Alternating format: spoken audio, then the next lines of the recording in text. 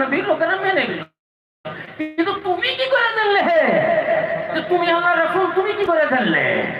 আল্লাহ নবী বলছেন, দাদা শোনো, আমি কেমন করে জানলাম আল্লাহ নবী? তা শোনো। বলে বলো দেখি। বলে আমি মসজিদে নববীতে, মসজিদে কাবাতে, আমি কাবা শরীফের সেখানে ঘুমাচ্ছিলাম। হযরত আবু বকর সিদ্দিক রাদিয়াল্লাহু তাআলা আনহু আমার ডান সাইডে ছিলেন, আমি বাম সাইডে হযরত ওমর ফারুক রাদিয়াল্লাহু তাআলা আনহু ছিলেন। আমি মধ্যস্থলে ঘুমিয়েছিলাম। হাত্তা নাযালা জিবরাইল, ইতিমধ্যে জিবরাইল সালাম নাযিল হইল।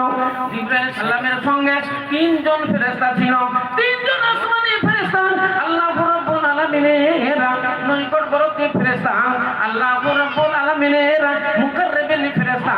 তিনজন এসে আল্লাহ নবীর সামনে দাঁড়ালো।